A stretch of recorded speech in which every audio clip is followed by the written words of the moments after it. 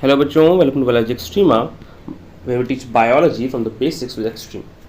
Myself Keshav Bansal and आज हम इस वीडियो में क्या स्टडी करेंगे। आज हम इम्यूनोलॉजी में सेल्स ऑफ इम्यून सिस्टम को स्टडी करेंगे। ठीक है, पार्ट 1 हम इसका ऑलरेडी स्टडी कर चुके हैं। आज हम पार्ट 2 को स्टडी करेंगे। पार्ट 1 में हमने क्या स्टडी किया था बच्चा? पार्ट 1 में हमने जो हमारे न्यूट्रोफिल्स हैं उन्हें देखा था हमने। ठीक है, हमने इओसिनोफिल्स को देखा था। ठीक, हमने बेसोफिल्स को देखा था और हमने मास्ट सेल्स को देखा था। तो जो भी हमारे ग्रेन्युलोसाइट्स हैं, ठीक है, उन्हें हमने स्टडी किया था। इस वीडियो में हम किस चीज़ को स्टडी करेंगे? इस वीडियो में हम स्टडी करेंगे जो हमारे फैगोसाइटिक सेल्स हैं। ठीक है, फैगोसाइटिक सेल्स। ठीक, बाकी एक टाइप के फैगोसाइटिक सेल्स जो होते हैं न्यूट्रोफिल्स भी होते हैं। ठीक है, ये बात ध्यान रखना। ठीक, न्यूट्रोफिल्स भी हमारे सर्कुलेटिंग फैगोसाइटिक सेल्स होते हैं। ठीक है, बट मेन फैगोसाइटोसिस का जो काम है, ठीक है, वो कौन करता है? वो monocytes, macrophages and dendritic sales करते हैं। ठीक, तो देख लेते हैं इस चीज़ को कि सबसे पहले हम स्टडी करेंगे मोनोसाइट्स। ठीक है, अब सिंपल सा कॉन्सेप्ट है, समझते हैं।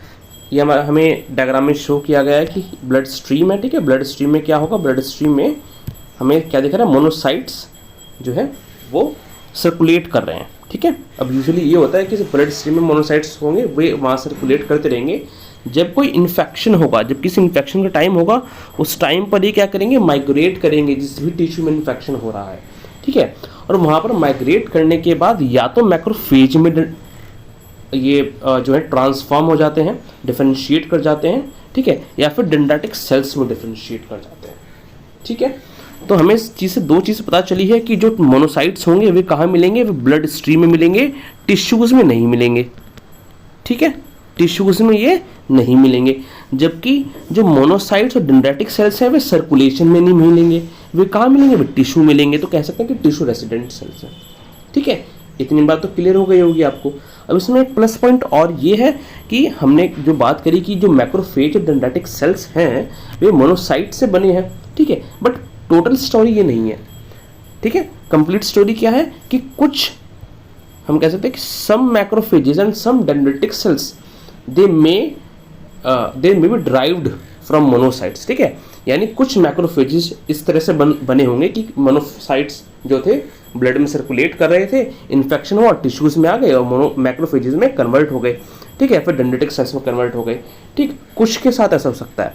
ठीक है, बाकी जो मेजॉरिटी ऑफ हमारे मैक्रोफेजेस हैं, डेंड्राइटिक सेल्स हैं, ठीक है, वे मोस्टली क्या होता है? टिश्यू रेसिडेंट होते हैं। ठीक है, कि कभी वे मोनोसाइट्स थे ही नहीं। ठीक, टिश्यू में ही जब क्या हुआ था? हेमेटोपोइसिस हुआ है। ठीक है, उस टाइम पर ये, ठीक है, एम्ब्रियोनिक सेल्स से ड्राइव हुए हैं। ठीक, जो हेमेटोपोइसिस का प्रोसेस है वो हम ऑलरेडी देख चुके हैं। ठीक है, बेसिक्स में आई थिंक पार्ट 1 में ही देखा है हमने। ठीक है, तो वहाँ पर हमने डिफरेंट डेरिवेशंस देखे थे डिफरेंट सेल्स के। क्लियर? तो मेजॉरिटी जो होंगे वे टिश्यू रेसिडेंट ही होंगे कि शुरुआत से ही मैक्रोफेज थे, शुरुआत से टिश्यूज में बसे हुए थे, कभी मोनोसाइट्स नहीं थे। ठीक, और ऐसे यही सेम केस डेंड्राइटिक सेल्स का भी होगा। ठीक है, बट यूजुअली क्या होता है कि जो मोनोसाइट्स की अगर हम बात करें तो मोनोसाइट्स को क्योंकि हम सबसे पहले स्टडी करेंगे, तो मोनोसाइट्स क्या करते हैं? हमें ब्लड स्ट्रीम में सर्कुलेट करते हैं और जब इन्फेक्शन का टाइम आता है तब टिश्यूज में माइग्रेट कर जाते हैं और वहाँ पर वे मोनोसाइट फॉर्म में नहीं रहेंगे। वहाँ पर वे या तो मैक्रोफेज में कन्वर्ट हो जाएंगे या फिर डेंड्राइटिक सेल्स में। ठीक है, आई होप इतना क्लियर होगा आपको। अब स्टडी करते हैं। ठीक है, तो बाकी सारा फैक्चुअल चीज़ें हैं।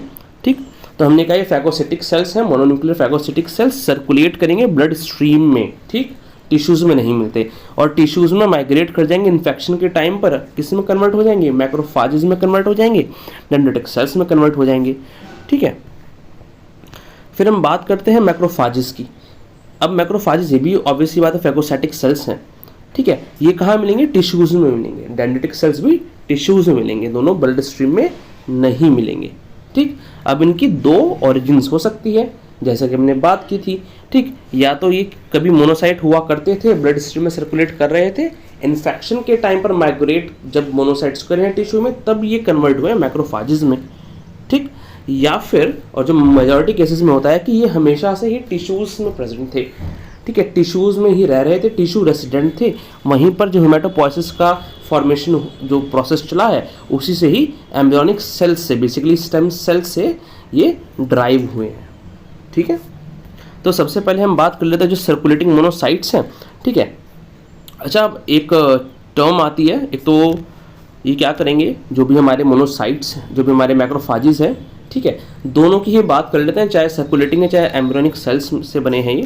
ठीक है, दोनों का काम किस चीज़ का होगा, इन्फेक्शन से के अगेंस्ट फाइट करने का। किस तरीके से, फैगोसाइटोसिस करके। ठीक है, पैथोजन है, पैथोजन को खा लिया, ठीक, उसका फैगोसाइटोसिस कर दिया। ठीक है, तो एक तरीका तो ये हो गया, उन्होंने जो पैथोजन से किल कर दिया। ठीक है, दूसरा तरीका क्या करते हैं, ये एपीसीज की तरह एक्ट करते हैं। ठीक है, एंटीजन प्रेजेंटिंग सेल्स। अभी एक सेपरेट टॉपिक है, हम किसी और वीडियो में स्टडी करेंगे अच्छे से। ठीक है, मैक्रोफेजेस एपीसीज होते हैं, हमारे डेंड्रिटिक सेल्स भी एपीसीज की तरह एक्ट करते हैं। ठीक है, और हमारे जो बी सेल्स होते हैं, कुछ केसेस में बी सेल्स भी एपीसी एंटीजन प्रेजेंटिंग सेल्स की तरह एक्ट करते हैं।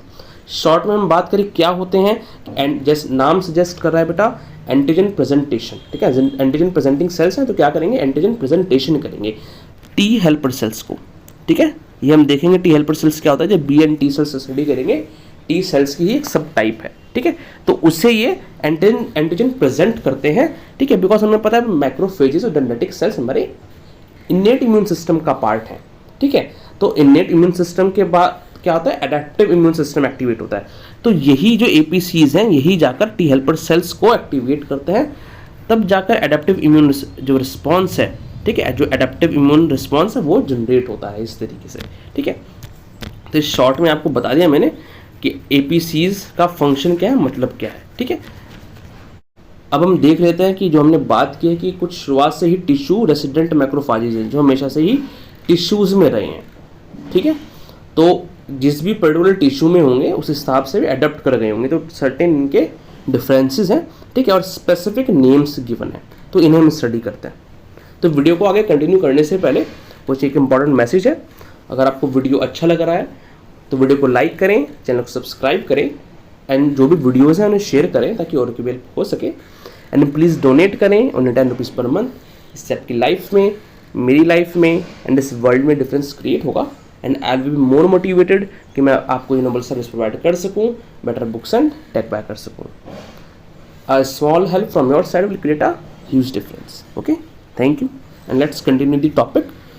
तो हम बात कर रहे हैं, हमने कहा कि टिश्यू स्पेसिफिक मैक्रोफेजेस की। ठीक है, तो इसमें आपको मेन क्या ध्यान रखना है कि अगर ब्रेन की बात हो रही है, ब्रेन में आपको मिलेगा माइक्रोग्लिया।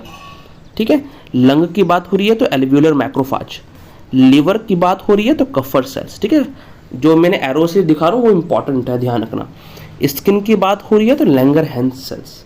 ठीक, स्प्लीन की बात हो रही है तो ब्रेड मैक्रोफाज, बोन मैरो की बात हो रही है तो बोन मैनो मैक्रोफाज। ये तो इतनी डिफिकल्ट नहीं है, आपको पता चल जाएगा। ठीक है, जो जिनके बिल्कुल ही डिफरेंट नेम है, डिस्टिंक्ट नेम है, उनमें डिफिकल्टी होती है। ठीक है, और एक आता है आपके लिम्फ नोड्स में, तो इसमें आता है सब कैप्सुलर साइनस मैक्रोफाज।